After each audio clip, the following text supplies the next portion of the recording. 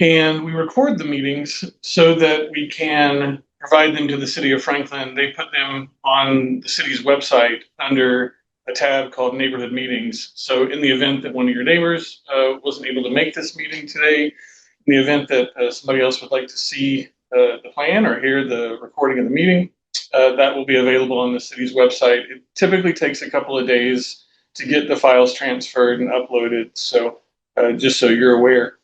We have a presentation we're going to give tonight, and so that you can kind of communicate back and forth with us, we have the chat available, so you can type in questions if you want to. We also have the ability to you can take yourself off of mute and ask a question. I'd like to request that you wait until the end of the presentation, and then we'll open it up for questions. We don't have a deadline. This meeting can last until we answer everybody's questions and you have a full understanding of what's being proposed. So just want to make sure that y'all understand that and that we will give you an opportunity to ask questions. I'm putting everybody on mute right now, and I'm going to turn it over to Patrick, who's going to walk you through the revisions of the plan that we've been making. Thanks, Greg. Well, first, good evening, everyone. Thank you all for being here. My name is Patrick Poole, and I'm here on behalf of the team behind the proposal for 151 Franklin Road, the property many of you know as Riverview. Really appreciate everybody joining us. We know many on this call have followed this proposal closely, and there may be a few that are hearing about the project for the first time. For those seeing this project for the first time, Riverview is the 1902 home behind the stone wall and iron gate on Franklin Road, one of the most recognizable historic estates in Franklin, and a place a lot of us have admired for a long time. Our vision is to create a landmark inn here in Franklin, one that could only exist on this property, rooted in its history and architecture and the landscape of the current Riverview. We believe it can become a place Franklin residents are very proud of, while still operating at a scale and a manner that respects the people that are living closest to it, which is you guys. My goal is to do three things tonight: briefly introduce the project for anyone new to it, walk through the changes that we've made in response to what this community has told us over the last several months, and then hopefully spend the rest of our time listening to you all. So Greg, I'm going to have you be my slide director here. That's right. We'll move on. So before introducing the property, I want to briefly acknowledge that the plan shown tonight is substantially different from the proposal that we presented earlier to many of you. It has fewer rooms. It has no dedicated event venue. We have nearly 40% less paving, substantially stronger neighborhood buffers, and really a more estate-like layout centered around the historic Riverview home. I'm going to return to these changes in a little bit more detail later on in the presentation, but I did want to stop and make that note. Craig, next slide. This page provides really a comparison that shows the scale of that redesign that I just mentioned. The room count was reduced from 120 down to 90 keys. The dedicated event venue has been removed completely. The paving and vehicular circulation were significantly reduced, which I'm going to identify in a little more detail later. And the active uses on the site were moved away from the Lancaster neighborhood. I'm showing this at the beginning of the presentation because I really want tonight's discussions to be based on the current proposal that we're submitting into the city and not the earlier concept. We're going to review this revised plan in much more detail, like I mentioned. But first, I'd like to introduce Riverview again to those that may not be as familiar with the project. So let's start by walking through the property as it exists today. Next slide. Riverview is located at 151 Franklin Road on approximately 15 acres. It occupies a prominent historic gateway between downtown Franklin, the factory, Harlansdale Farm, and the Harpeth River. It also sits on and with direct access onto Franklin Road, which is the main thoroughfare in Franklin. The property is also immediately adjacent to established residential neighborhoods, Lancaster and Splendor Ridge, which we recognize that proximity.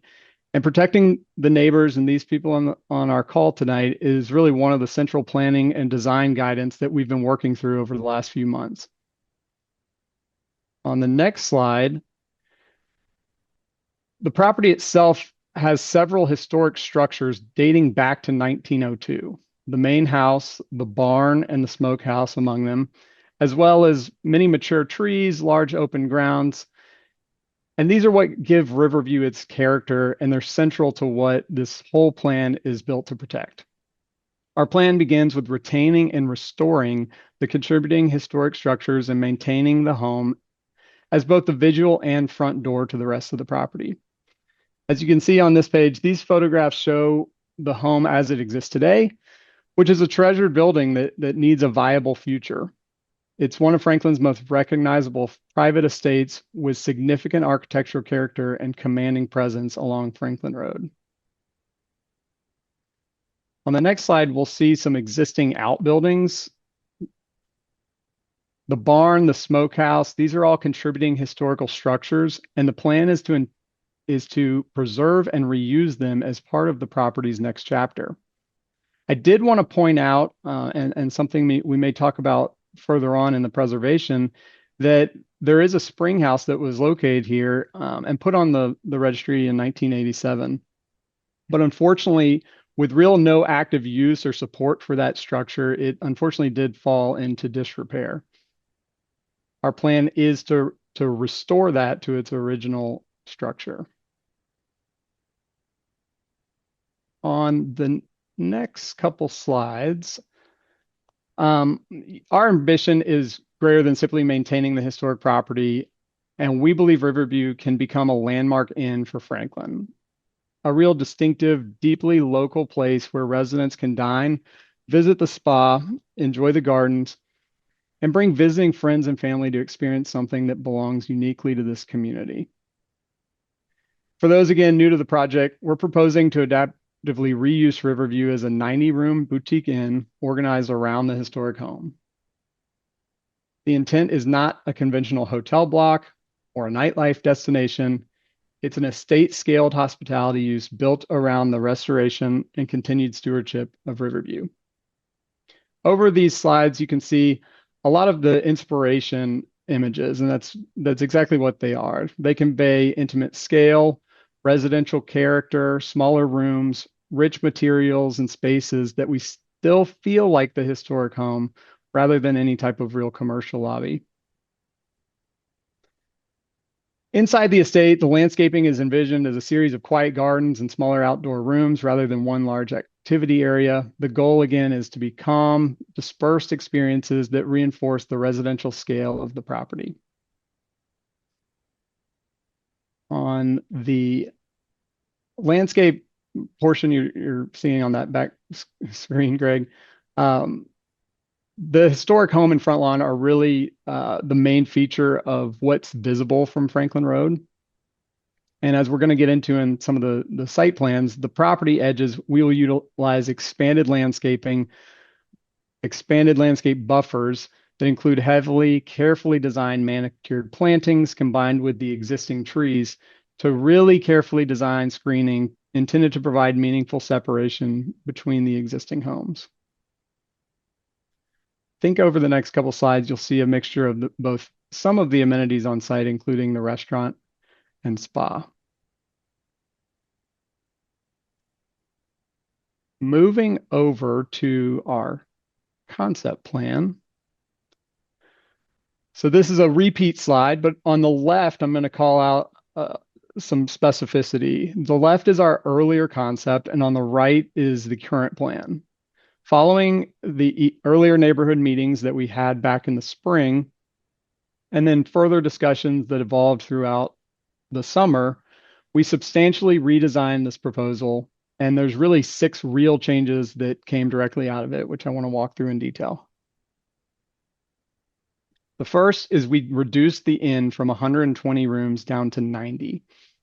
The second is we removed the dedicated event venue entirely, and the barn is no longer proposed as an event space.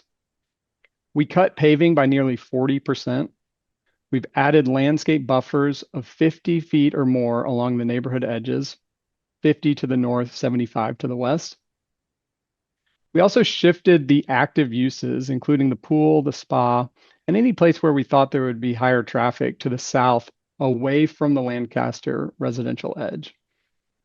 The whole plan is lower, greener, and more estate-like, with the historic home as the centerpiece. And I'd point out that these are not simply cosmetic changes. They alter the density, the circulation, the activity patterns on site, and really the relationship that exists between this proposed project and the adjacent neighbors. On the next page, we're going to dive into that site plan just a little bit in more detail. As I mentioned, the proposal is capped at 90 rooms, but they're distributed among smaller 1- and 2-story buildings rather than a consolidated one large hotel block, which we started with. You can see the setbacks in a little bit more detail on the screen. 50 feet again on the northern edge, 75 feet against the western edge, and how these buildings really sit well inside them. The active uses, as I mentioned, were pulled toward Franklin Road and to the south, which really allow us to create a quieter edge against the neighborhoods. The historic home remains the centerpiece and the arrival for both the property, but also the arrival experience for all guests. Most new structures are located behind the historic front setback and yet in front of the barn. And importantly, parking, service, and back of house activity are also concentrated toward the southern and eastern portions of the property. The northern and western edges are intentionally treated as the quieter residential pieces of the property. We've received several questions, so I want to go ahead and get in front of that, even though I'm sure there will be more, regarding the access and construction activity. There will be no construction traffic routed through Lancaster Drive or Splendor Ridge neighborhood. Construction access will occur from Franklin Road and other approved access points along Franklin Road. The existing gate on the western side of the property connecting to Splendor Ridge will not function as a guest, employee, service, delivery, or construction entrance. It is solely, it will significantly be enhanced with landscaping and other materials, and it will remain closed at all time and only allowed access for fire department.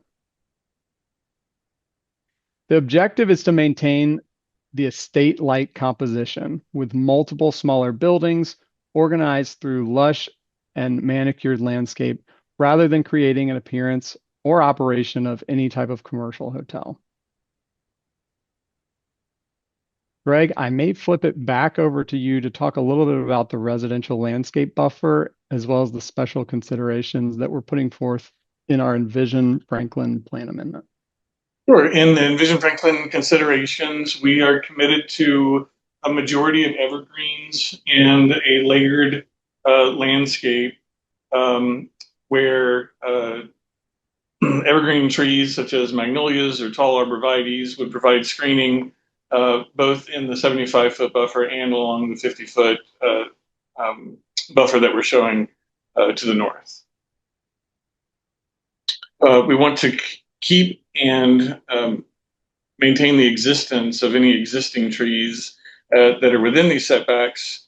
Most of those are deciduous, and so we really want to come in with some reinforcement of evergreen material to create privacy for the guests of the hotel and for the adjacent neighbors.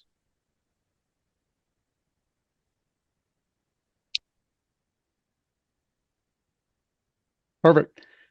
I think the next slide, you're going to see a little bit of that proposed landscape buffer. So one of the things we really spend a lot of time on is illustrating not just when we removed the circulation that really allowed us to do a lot of different things with the site plan, but for one, and those of you that live in the Lancaster neighborhood, it removed any of that vehicular circulation. And what I mean by that is parking, any headlights from cars. Removing that completely obviously alleviated a lot of the feedback we received. But by removing those, it actually allowed us to take it a much further step further by having this 50-foot landscape buffer. When you have a buffer of that size, it allows for a layering effect of evergreen landscaping that really can be enhanced and mature over time. So existing trees would be retained where feasible, but we would supplement them with substantial evergreens, like I said, that can provide for year-round separation.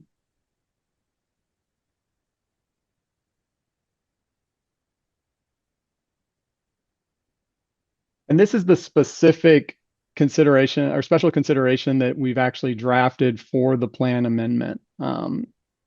We recognize that Envision Franklin does not currently contemplate this hospitality use, and that's why we are requesting a narrowly tailored property-specific amendment through the city's established public process.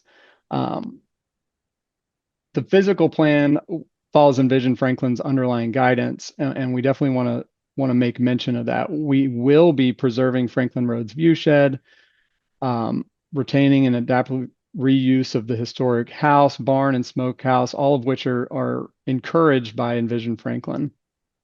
But our proposal is to ask the city to approve the use of this unique estate, not to abandon its principles, but just to treat this to allow the property to live on into its next chapter.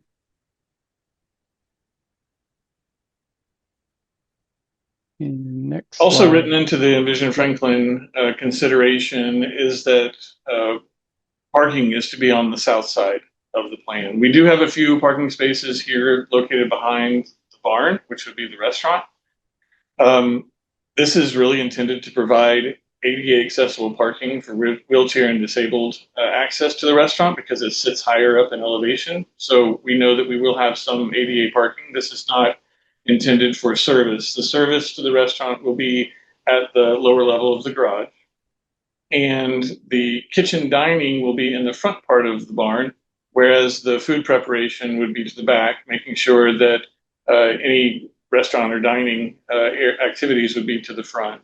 There might be a few cocktail tables at the front of the barn for appetizers or something like that, but it's not intended that this would be an outdoor dining area.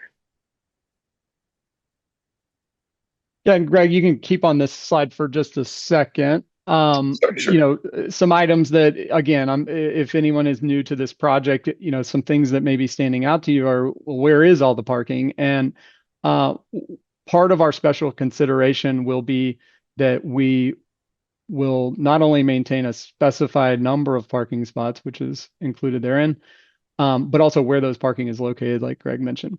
We have elected that both for the neighbors, the community, the residents of Franklin, but also for the guest and user experience of the property to hide all of that parking away from the main pedestrian areas.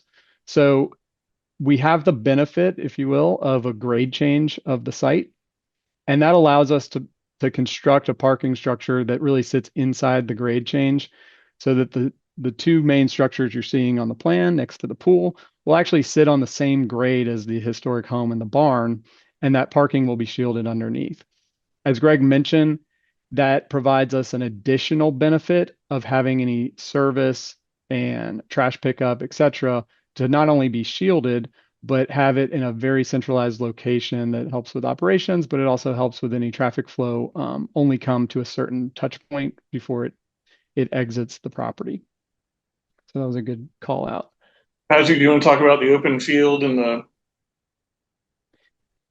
Yeah, we've got about 6.5 acres of open field that we not only will keep untouched, but will also be likely more maintained than it has been in years past. So we want to return that to really lush green space that provides a really scenic shield between the property and downtown and obviously Harpeth River, and one that I know many of you use and love on the walking path. So we're excited about that advantage of having that much acreage that really creates a lot of spacing and visibility. So that is in the floodway, which we obviously is one of the reasons that it cannot be constructed on. But we do look to enhance that with more landscape screening along the drive and then really help to enhance just the lushness of it uh, in years to come. You want to talk about operations? I do. So we started this project with a lot of focus on both the design and just the general aesthetic and feel of how this property could be take such a landmark and turn it into something that can live on and be something that Franklin is proud of. But beyond the design, we recognize that we also want to commit to how it's operated because how a place is run day to day is equally or much more important than how it looks. And this revised proposal includes really specific operational commitments, including no dedicated event venue, managed arrival and on-site parking, like I talked about, where those touch points are, where they're coming and going, defined service delivery, back of house access.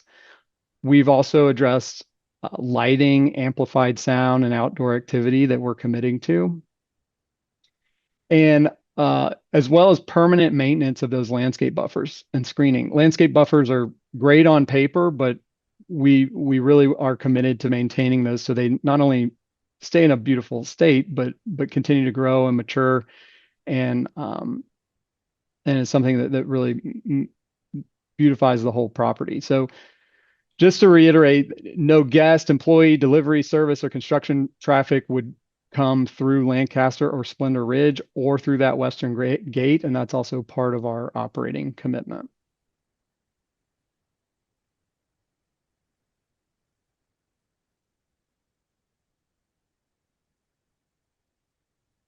I know we're going to open up to some questions that hopefully we can reserve ample time for. We have one here in chat. How many access points are there from Franklin Road? There are two access points. The one to the north around the roundabout and valley drop, it would be the main access for visitors to the hotel. They would valet here at the historic house, and then their car would be parked in underneath these buildings here. This access drive to Franklin Road is for service vehicles. It's really more of a back of house vehicles from this access. If you do have a question and you prefer not to use the chat, feel free to take yourself off mute. Once you ask the question, I'll put you back on mute. And if you have a follow-up question, you can just take yourself off. We just want to be courteous to the others who are trying to listen to the answers. Greg? Yes. When you talk about parking at the south end of the underneath, everybody keeps talking about underneath the pool area. Is that going to be underground parking? It will be under the building parking, but it will be at the grade that's there of the roads today. Okay, so the grade that currently exists? Yes. Okay. At this lower level, there's about a 20-foot grade change from the barn to the lower drive. Gotcha.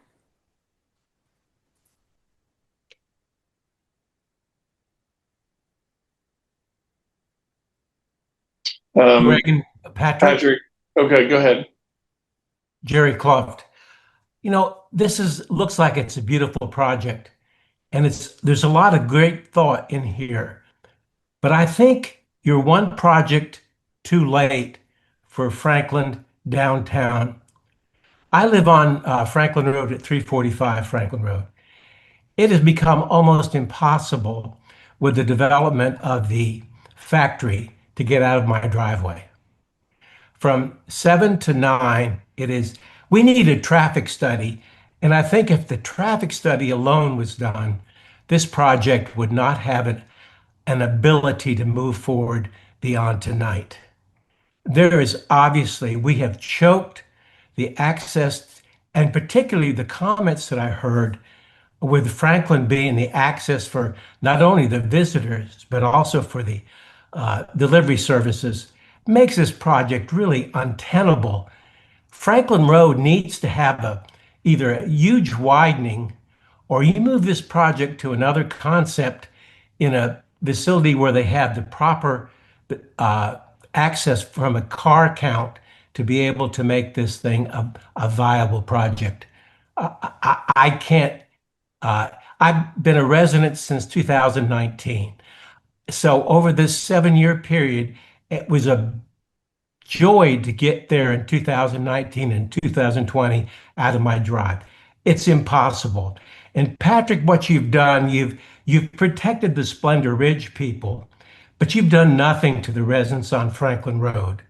So all us Harlansdale people that live immediately north of the farm, we've had it with this pushing and pushing and pushing more traffic down Franklin Road. And I think it's a time that we stop it. Thank you. Thank you, Gerald. This development proposal would be required to have a traffic study. The way in which the traffic study process works in Franklin is that Patrick and his team would be required to hire a traffic engineer. They would do an evaluation.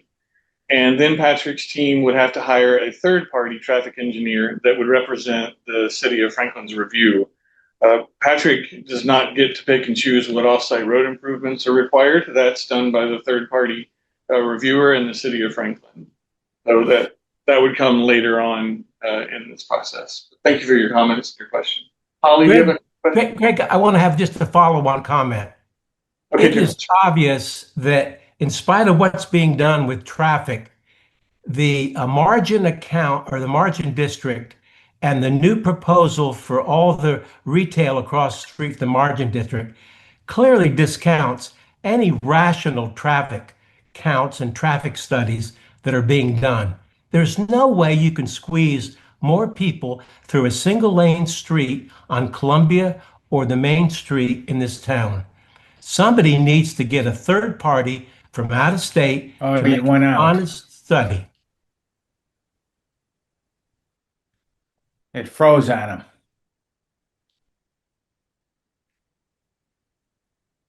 Okay, Cindy, did you have a comment or question?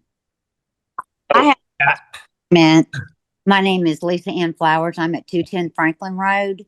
Yeah, I didn't hear very much about what you were going to do about Franklin Road either. I heard access points were going to be at Franklin Road, and that's the last thing we need. I am in between Harlansdale Farms and downtown Franklin. That bridge is over 100 years old and was supposed to have been repaired 5 or 6 years ago. They widened Franklin Road 5 or 6 years ago, but they happened to bottleneck right in front of my house. So I have your hotel 500 feet from me and another hotel. And I guess y'all are aware that there is another hotel going up at the factory 500 feet on the other side of me. So I do see how you are protecting some of our neighbors of Lancaster. I think that's great. But for those of us that live on Franklin Road who can't leave our driveways, this is a little too much. And having a restaurant venue right there across the street from a school, I'm very concerned about that and what you're going to do about looking out for those kids. And because people can go to downtown if they want to go out to dinner. I can. This is a neighborhood. See, this is what people are forgetting. This is an absolute neighborhood where people live. And I don't know that you would want a spa and a hotel right next to your home. So yeah, I'm just saying I'm in the same spot that I've had enough. We've had enough. So that's a no for me. Thank you, Lisa Ann. I've got a question with regard to the change from the barn becoming a restaurant versus being an occasional use event center. I mean, I don't see how turning it into a restaurant is better. Now we've gone to a 7-day a week operation, which is probably going to have activity from 8 in the morning until probably 10, 11 o'clock at night. Versus, and that's every night of the week versus two or three times a month was what the original proposal was when it was going to be used as a corporate event center. So what are y'all doing to make it less obtrusive than a temporary use facility? Patrick, you want to talk a little bit about the restaurant operations? Happy to, and I'm hope I'm able to answer your question. Otherwise, I may have you reiterate. The key difference was our initial proposal had both concepts on it. So our proposal was for an Envision Franklin amendment that would allow hospitality use, et cetera, that would include both a restaurant and an event venue. We have taken that away such that there is now no event venue and only a food and beverage concept that is really part of the hotel. So I know there's been some comments in the margin about operators, et cetera. It would be owned and controlled by the hotel and really be designed to function as the intimate signature F&B concept for the hotel. So by changing it from the prior plan, we've removed the event venue completely. And but we still want to, we have this beautiful historic barn, and so a lot of thought and design went into how do we relocate it so that the restaurant concept or F&B concept can take advantage of this, but it's obviously going to be at a much more intimate operation than what an event venue would. And the other key feature of just so I'm kind of setting the stage here, the key difference from an event venue versus the restaurant is an event venue operating on a property like this encourages non-guests to come and rent the space for a third-party event, which does, notably incur an additional traffic count. It incurs, its own operational intensity. When that's removed, the entire property really gets a lot more intimate. This is now, obviously, we're reducing the unit count as well from 120 down to 90, but now there won't be any third-party use of the space. It's really going to be used by the guest and those that wish to come and dine on site. So I hope that answered your question. Hey, this is Holly McCall. I'm at 158 Franklin Road. I'm right across the street from Riverview, and like I'm not totally opposed to this because it sets a good precedent for me. I've got plenty of land back here, and my husband and I have been talking about how we can monetize it. And if this gets approved, like I'm going to start developing a plan to put several Airbnbs.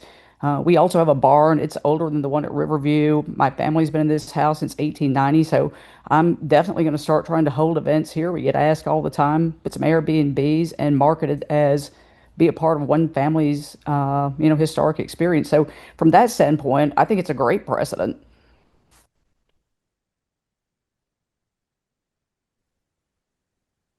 For money, man. Well, yeah, we all got to make money, right?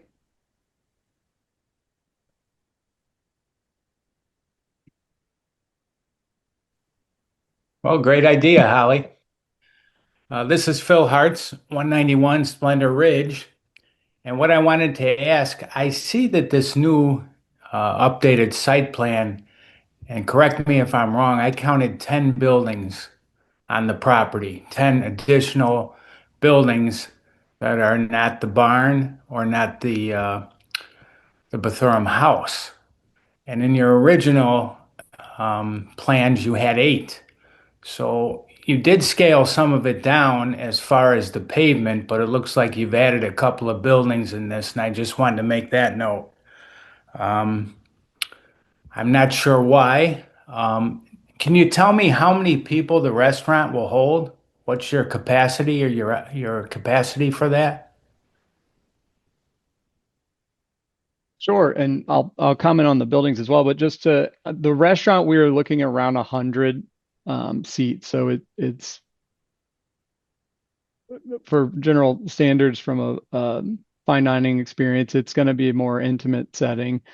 And to comment a little bit on the building numbers, that was very intentional. So we heard comments from a lot of the community about just massing, and we went through an extensive design process to downsize it, not only in density, but also break these buildings up. So, and what some of these can't, the site plan probably doesn't allow unless you kind of know the scale, but these, we're calling them the cottages.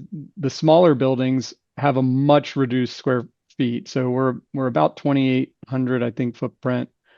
Um, and they will look and feel a lot more like a residential. So we talked a little bit about that pedestrian path that will connect all of them.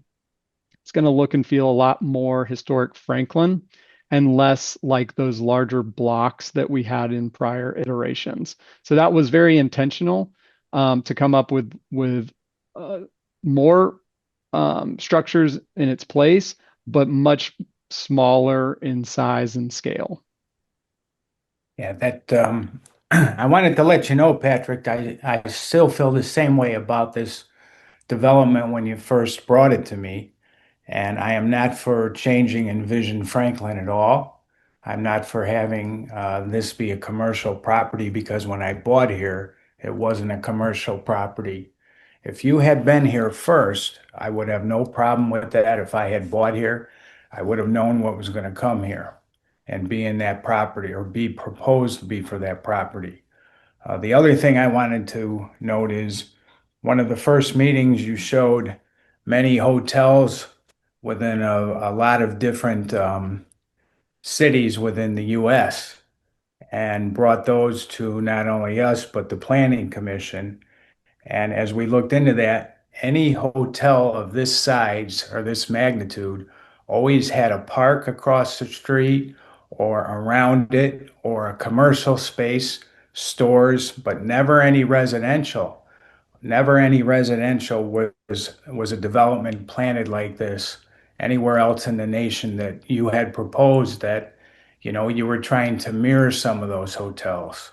So I think that's important too, not only for us as neighbors to know that, but for also the the local government to know that. Thank you. Matt, I don't see an icon of how to raise a hand, but I have some comments I want to make. Sure, go ahead, Greg. And I'm Greg Kling. I'm a Splendid Ridge resident, 197 Splendid Ridge, immediately adjacent to the property. And I don't, I know at the beginning, Patrick and Greg, you said, well, this is about this plan and not that plan, but we can't pick and choose how that was presented, right? So one of the things in your presentation, I'm speaking for those who may have not been here through all of those other meetings that we've had, and that is that this is incredibly dense, regardless of you downscaled the amount of beds. This is incredibly dense amount of building, concrete, shoehorned into just under 5 acres. So even though we're saying 15 acres, 8 of it's in floodplain. You can't build in front of the building for about 2 acres per Google map. And that's a lot of density shoehorned right in next to our neighborhoods. And so downsizing it by number of beds doesn't necessarily change any of that. It's just still incredibly dense. I think also one thing I just feel compelled to comment on is, again, taking what I'm going to call a extreme minority of comments in the prior meetings and saying, well, we're listening to you and the community feedback, and we've done this, without at the same time saying that 90% of the comments made in the prior process were no, we don't want it. We don't want commercial, regardless of scale. It's zone rural residential. See, right? So I think we owe it to the people on here who weren't through that to know some of this history, because some of us who have been doing that, we know all those nuances, and I don't think they necessarily know that. And a couple other things. There's it's a beautiful property. We all know that. 7,500-year-old trees are on that, which are going to get removed. And none of us will be here in 7,500 years when they finally get back to the size Well, they're we can going. enjoy them now. I mean, and buffering, noise and light on this. This is a 24/7 operation, right? People come and go in the middle of the night, car door slamming. Um, it's just another reason why, it's not appropriate for this. It isn't, it's a residential area and we deserve the privacy and privacy that we expected when we moved in and built. It's going to look a lot different too in the winter when all goes down and people are walking towards the factory and you see a big hunk of cement, a big parking garage. And so that those things need to be pointed out. And also, I put it in the chat, but I would also like when you're talking to especially the people who are new to this process, the special consideration. And could you expound on what the infill to this property that's already occurred means so that they understand that? So I know you understand it, and I know I understand it, but I think there may be a lot of people on here who don't understand that. So could you expound on that? Because when you're talking about asking for a special consideration to Envision Franklin, Yeah, I'm gonna text them what too. that means? Great, King. Great. Could you explain that to everybody, just so everybody has a full understanding of what's involved? Sure. I think I can probably speak to that. So right now, the Envision Franklin policy is rural reserve. Rural reserve allows for half-acre lots with the requirement to set aside 50% open space. The likelihood that this property would continue forward in the future as a horse barn or a cattle barn with fields that have grazing animals is unlikely. The family had tried keeping horses in the lower field, but I think Franklin Road made them nervous and they weren't able to keep the horses there any longer. So Envision Franklin does encourage adaptive reuse of historic structures and obviously the preservation of historic structures.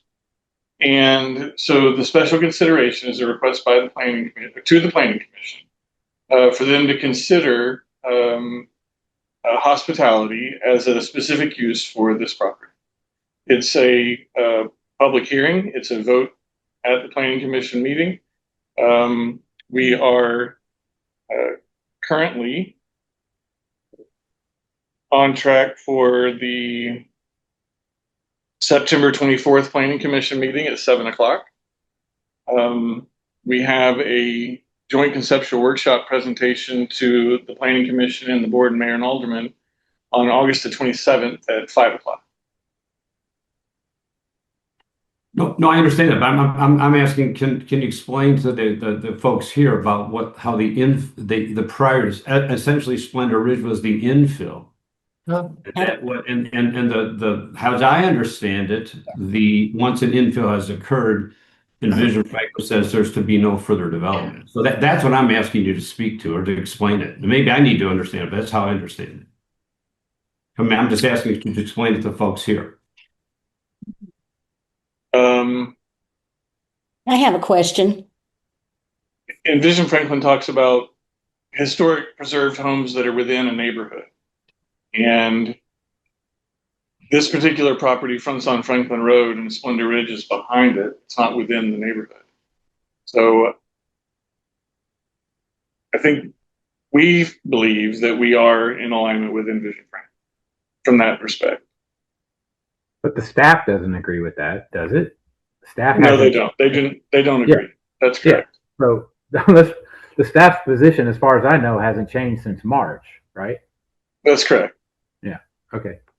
And it's in a historic overlay. I mean, you can't just wave a magic wand and say it's no longer historical anymore. And that's what's happening. Mm-hmm. That's what's happening. The Historic Zoning Commission absolutely has purview over this property. It is in the Historic Zoning District. That's correct. Okay. We have a few questions on chat, and so I'm going to switch over to those for just a minute. Patrick, on the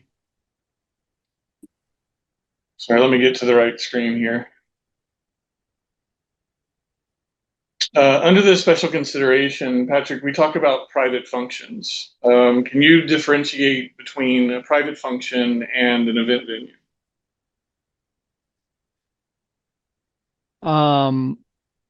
Well, I can speak to the main purpose of an event venue is for private function. So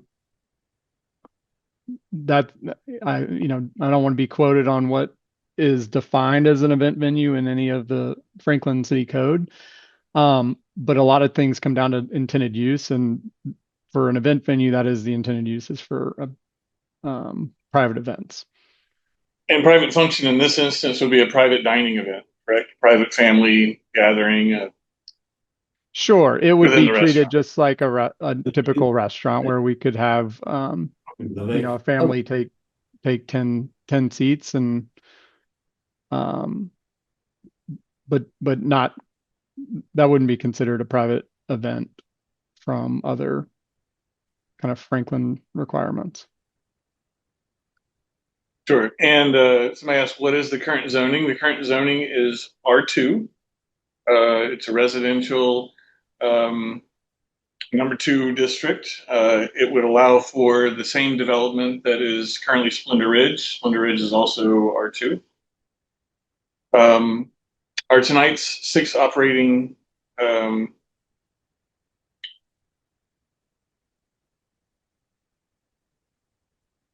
okay. Our tonight's 6 operating commitments and the rural reserve standards going to be written into binding zoning conditions or recorded development agreement enforceable by the city, or are they representations that could be changed after approval under future owner and operator? The process by which we would go through for the entitlement of this campus would be through a development plan, which requires a recommendation by the Planning Commission to the board and mayor and alderman, and 3 votes by the board and mayor and alderman. It is a recorded, it is a development agreement because it is plan specific and it is enforceable by the city. Anything you want to add to that, Patrick? Not to that specifically. Okay. Restaurant kitchens have large exhaust systems and vent. Restaurants also rely on frequent deliveries, trash collection, and grease pickup. Given the operational needs, how are neighborhood residents expected to live with those ongoing impacts? We can talk a little bit more about the operations of the restaurant. I'll go back to the master plan. Do you want to highlight some of those key features, Patrick? Yeah, the current operating plan is, again, to utilize this kind of in-grade parking structure. I definitely want to kind of harp on that because I know there's been some comments about its height and scale. Again, for those maybe joining later, just reviewing it for the first time. The unique part about this is the home and the barn are on the same grade for the most part. And yet naturally the site slopes significantly down to the Harpeth River. We have the advantage of looking at what truly is probably more of a called a tuck under garage, where we use the lower grade. Then it's when I hit unmute. I'm sorry about that. Where we use the lower grade to allow access into the garage, but yet the structures that are built on top remain on grade with the barn. The reason I point that out is because we'll have the benefit of having services such as deliveries and or trash be picked up at the lower grade. It would allow for operators to or on staff to use the elevator and then hand cart into the restaurant. So we wouldn't have any deliveries or any truck traffic going to the rear of the restaurant. It would all be hand carted to the elevator by the near the pool down into the trash collector area and then delivered out to the trash pickup or vice versa if it's food delivery. Very common, especially on sites like this. We have a comment about outdoor sound and lighting. Do we have specific maximum decibel levels that we're looking for outside around the pool area? I'd say no, not at this time. We aren't at that level of detail at this stage.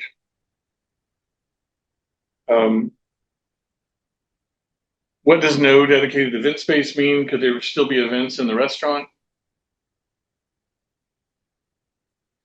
That is not part of the plan. The restaurant will be in design and function as a restaurant, so it'll have permanent seating and be utilized Could you put a solely tent for the up and have restaurant. outdoor events?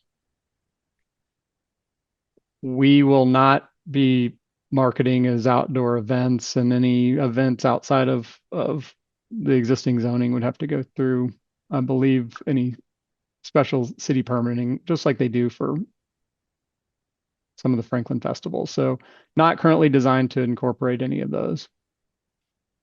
Okay. I do. We talked about the size of the restaurant, where the parking is located. So I think we've addressed those questions. Hey, one question, Greg, if you can elaborate, just because I saw it in the chat. I want there to not be any misconception about it being in the historic overlay. So just making sure we're all on this,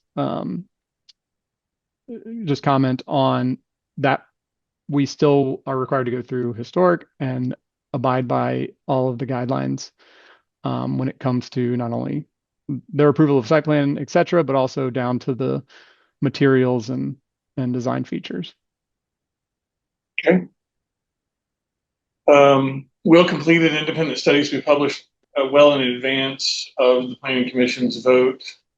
Yes, it's typically about a 2-month timeline from the initial submittals to the Planning Commission meetings. Those are accessible through public records requests. Talked about Vision Franklin. This kind of project would not create a lot of traffic or traffic in droves. Logic tells us this would be more of a trickle. Am I correct on this? Checkout of a hotel is typically at 11 a.m. and most people arrive throughout the day. So yes, I would say that the traffic would be spread out quite a bit. Most hotels in Franklin operate at about a 60% capacity there, Patrick. That's correct. We would be fortunate to have occupancy above 65%. So to Greg's point, you're not only getting a mixture of times of day. For guests, I do want to point out we can and will restrict service deliveries to specific times of day that are in the best interest of traffic and other operations. Our guest count, though, will, as 65 room, or excuse me, of 90 rooms at a 60 to 65% occupancy, you're getting a pretty well reduced density on site. We, of course, have to plan and park for a fully occupied, but that is a fairly rare occurrence in the hospitality sector. What is the impact to storm drainage and what's anticipated in addition to the impervious areas on the site? The city of Franklin has a very robust stormwater management program. You're required to infiltrate the first 1 inch of water that falls on any property into the ground for groundwater recharge. We will have rain gardens and what's called a bioretention, which allows the natural process of plants and plant roots to clean the water. And then we will also have some stormwater detention areas that will be required throughout the site. It's not a large basin. They are scattered in various areas around the property to make sure that we contain, control, and treat and clean the stormwater.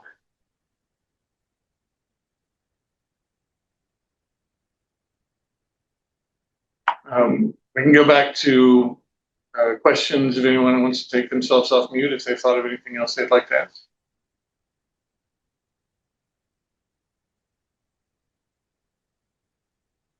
Will there be turn lanes in and out off Franklin Road into the project? That's not been determined at this time. We will have to go through a full evaluation on traffic, and the city of Franklin will tell us if a turn lane is required or not required. Will your construction start after the completion of the bridge replacement work in 2028? That's hard to predict. Might be better suited if it started simultaneously, considering the road will um, be under full traffic control of with the construction team. But I'm not sure I know the answer to that question.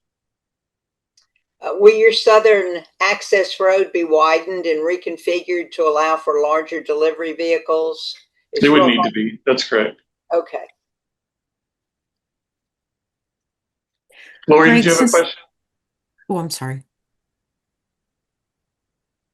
Greg, Go ahead, Lisa. since the barn is the closest building to Splendor Ridge, I'm trying to wrap my head around it being a restaurant.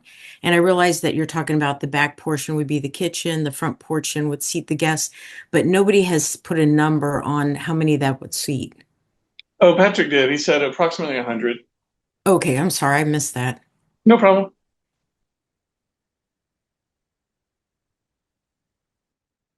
Hey, Greg, This is it's Doug Todd. DeSensei, if I have a chance to speak. Real curious about quite a few things. One, your idea of underground parking structure for this is, obviously a way to take care of some of your parking procedures, but why do you have an entrance on the back end? So somebody's got to drive all the way into the back to turn around and go in. I find that interesting. I find the fact that you put a restaurant in the barn clearly, and I've had restaurants. The cooking and the exhaust systems that go out permeate the air. And so most of the residents there will be smelling bacon in the morning and whatever else at night. And there's no way to hide that. That stays there. The constant deliveries for a restaurant are always coming to the back. And I know for a fact you cannot control the deliveries. They come at all hours. Trash pickup for a restaurant is a constant issue. Rodents are going to be a constant issue with having the smell of a restaurant in the outdoor area, which creates further issues. I think that it's very interesting that you have kept, and maybe you can explain to me why you've kept that big grass area open in front of the barn. Just if you could do that, Patrick, then I'll comment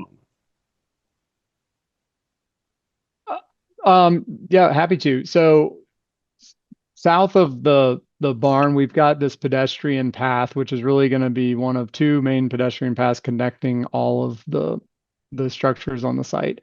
We really want to incentivize large green spacing that we can have either outdoor Adirondack chairs or just enhanced landscaping. So creating these large green spaces was important to the project. It also allows for a lot more scale between all the buildings, which again can reduce the scale and make it feel a lot more serene and spread out is probably the best term. I know I have to put some of you back on mute. If you have a question, go ahead. Greg, there was a young lady that had a question in the chat and she wanted it answered. Her name was Leah.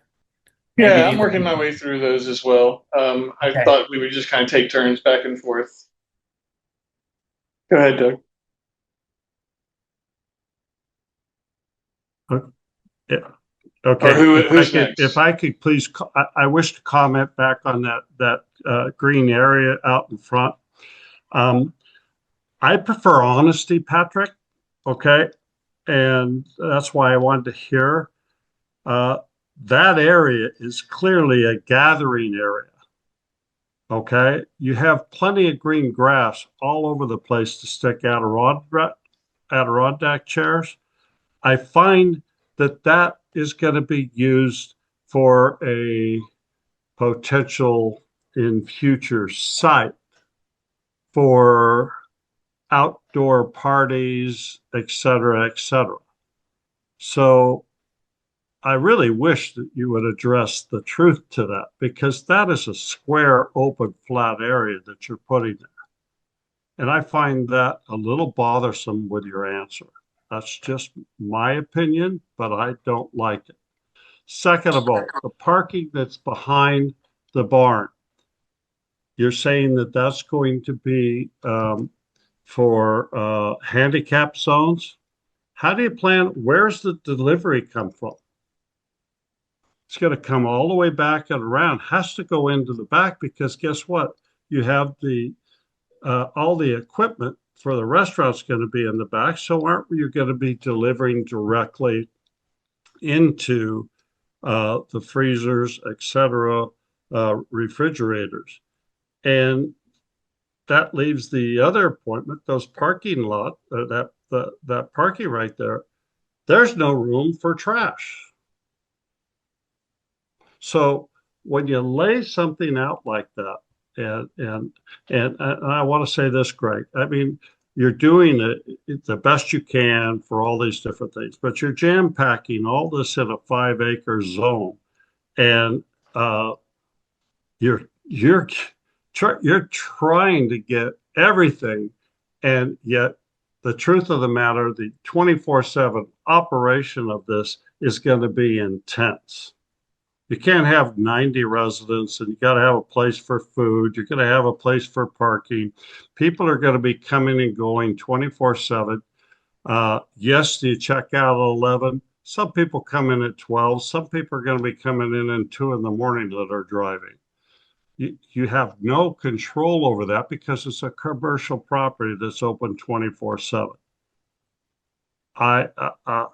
When you bring forth a plan that show things like this, in your previous plan, Greg, you did show where the trash and delivery was. There's nothing here that says that. And that tells me those parking areas in the back are going to be the only place for that. It's at this access right here into the garage. They'll be I'm in the sorry? garage. There'll be compactors in the garage. They'll be accessed on this side, the south side. How many Underneath. parking spaces will be under there? Because you got a pool that's going to be coming down, unless that's a 3 foot wading pool. Yeah, the parking area would be from this side of the building over to this side of the building underneath this area. I guess my question was, how many parking spaces? Yeah, happy to dive into all of that. The parking. I'm sorry, you don't have a number? No, we do. I'm sorry, I was going to go in reverse order. So 100 parking spaces in the garage. The to Greg's prior point about service, trash, etc., that which we talked about a little bit before, but that would be coming in where Greg's cursor is under the pool. That's where the dock and trash pickup would be. We will have a service elevator there taking you back up to grade, and those would be hand cart delivered into the restaurant. So the site is very intentional on where these service vehicles comes in, unloads and leaves. And we candidly intentionally did not allow for those vehicles to get back to the rear of the site. We obviously get confined with the existing structures.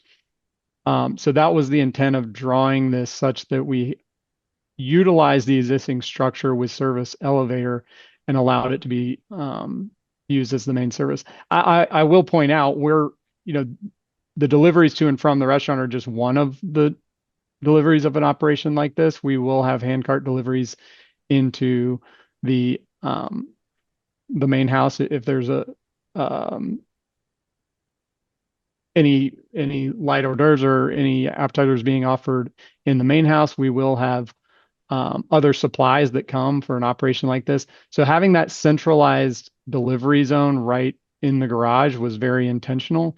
It also, I think there was a comment about, trash noxious use in others, having that to be allowed to be enclosed was very important for us. So that was another reason that the garage is a more functional approach. Okay, maybe, I'm visualizing a swimming pool above your entrance. Supporting that swimming pool might be a little bit of cutoff of all that access. I mean, it looks good there, but reality of construction, how does that work? Unless the pool's going to just be a wading pool. Sure. Like I said, that we've got about 30 feet to work with. So you've got a pretty tall area that we would be able to accommodate not only our docks, but also, to your point, on the surface level of the pool as well.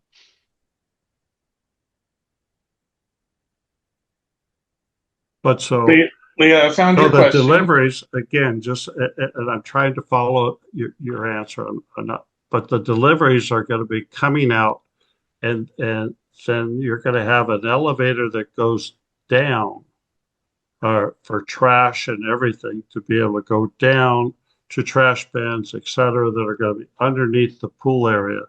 And then the trash trucks are going to roll those out and then take them away. Is that the game plan? Am I understanding you properly? I think the best way I could describe it is the pool would be on grade level 1, and then there would be basically basement level 1, basement level 2, and the trash pickup and service would be on basement level 2. Okay, that's what I'm saying. But supporting a body of water is going to take an enormous amount of concrete and whatever to be able to do that. So I'm trying to see how that entrance works at all. Just so it's pretty obvious for me, being in construction and developing, that you're going to have a little bit of an issue there. It just with that idea. Maybe it hasn't been thought out yet or whatever, but the fact that pushing all that and carting It'd be like stuff having a to and rooftop fro swimming is pool going at a to be hotel. No I'm sorry. different. It would be just What? like having a rooftop swimming pool at a hotel. Not much difference. We have a question here from Leah, and she asks, was the property already granted a one-time exception to parse off Splendor Ridge? If so, how is this new exception possible? There was a preliminary plat that was submitted for the Splendor Ridge development that was previously a part of this property.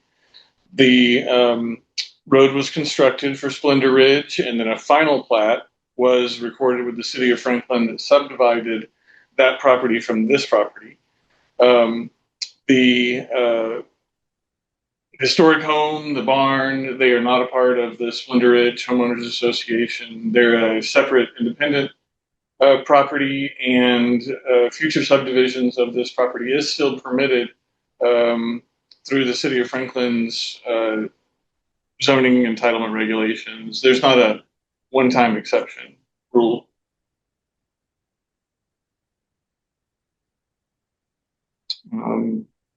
I've got a Michael question Dunn, on you have a the, question? Go ahead. yes. So on this parking garage that y'all are going to have below the swimming pool and the two end buildings, in looking at the plat map, it shows the 100-year flood line being right at the back of those buildings. So I'm assuming that parking garage is going to be below the 100-year floodplain, correct?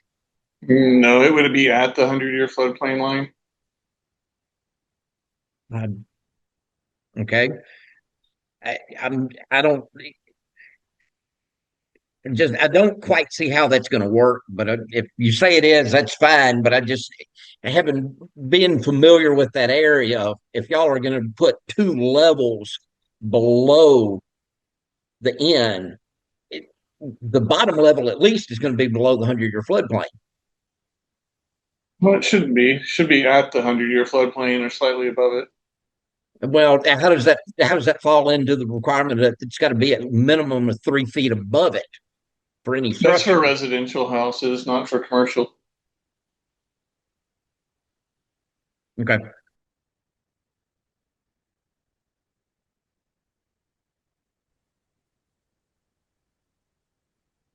I had another comment too. So, like, Sure. as I mentioned, I live immediately adjacent to, in Splendor Ridge, immediately adjacent to the Riverview property. Um, the advantage you're saying about having the parking garage down is right. I get that from the grade perspective, but as you go up to the barn, right, you're going to be coming up.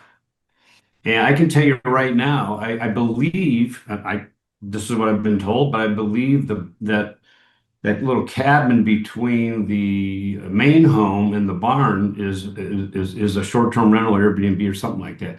But I can tell you then that road they have in there, I get headlights into my house right now. One car every once in a while. Now every single car coming up from that park garage around to the restaurant, right into our second story, unless you have a wall 30 or 40 feet high, it's going in there. And then when all of those leaves are down in the winter, there's no stopping those headlights. Right? I mean, headlights go into my second floor now, just as they come up that existing road that you see there. There's no way to mitigate the amount of noise and light that's going to be occurring here. It's commercial property. You have to have lighting out there for people not to trip, and there's all those requirements. There's no way to do it. We can talk about it and think, oh well, we're going to do this and that, but that's not going to be the reality. I live there. I know exactly what's going on there. But can I add on that note? On Harry Fisk, 131 Splendor Ridge, just a few doors down from Greg. And when I look at the western border, the kind of heavy dash here, implies that the property extends all the way to the circle and beyond the sidewalk. So my first is a question. You said a 75-foot setback, but is it 75 feet from where our fence is, the Splendor Ridge fence is today, or is it 75 feet from like the circle, the road, where the heavy white line is? The heavy white line is the pedestrian path. That's the easement that comes down. I'm not exactly sure I know exactly where. I know the fence cuts across the property, the farm field here, and follows the pedestrian path. I think the pedestrian path is um, along the property line, along this edge. So it would be an offset from the property line. You can see here in this area, we've not tried to reduce the 75-foot buffer to follow the cul-de-sac. We just kept a straight line going across. Yeah, so let me say it another way. The sidewalk that you see there, which currently shows it's on the home's property and It's not in a part of pedestrian the, easement. It's in an easement, yeah. okay, so is that inside your 75-foot zone or outside of your 75-foot zone? It's inside because it's on the property today, and it has a pedestrian easement across it. Okay, so there might be a 75-foot easement, but it's not 75 feet from, sorry, it might be a 75-foot setback, but it's not 75 feet from the area that the Splendor Ridge folks, including myself, use. It's In other not words, from the sidewalk, it's from the property line. yeah.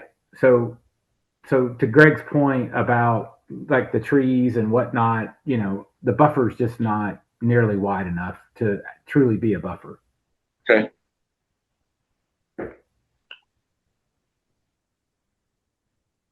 We have a lot of really good comments in the staff in the chat. I'm not going to read all of them. We've got them on record, though, and we really appreciate you adding your input.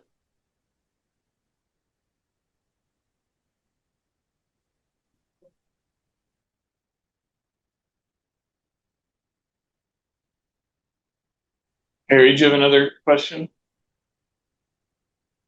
No, I've posted a half dozen comments and questions in the chat, which really just to create the record for the staff to read and the Historic Zoning Commission. I think all of the points like I said, there's 6 or 7 that I posted. I think just I would ask careful consideration of the staff and the zoning commission as they consider this, the viability of this project.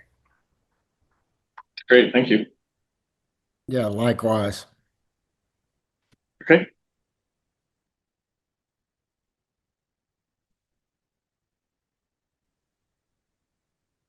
I don't want to miss any questions, but do we have any other final follow-ups? Anything we need to expand on?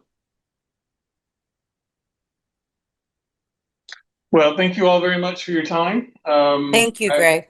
Sure. I've given the schedule over the next couple of months. And again, these are meetings that can be attended by the public. The August the 20, memorize. August the 27th is the joint workshop. It usually starts at 5. And planning commission meeting would be September the 24th. Is this on that agenda for August 27th? We're planning to present at the joint conceptual workshop to BOMA and the planning. It's up to. I thought that was you missed that deadline for the agenda here, or the 27th agenda. You have not missed that deadline. No. Okay. And will you be going to the Historic Zoning Commission before that? Yes, we'd like to have some input from the DRC. That's correct. And that'll be at the next meeting coming up here? That is 17th. The 17th. Thank you. Sure. All right. Thank you all for your time. We really appreciate you making time for this. Thank you, Greg. Sure. Thank you. Thank you. Bye-bye. Thanks.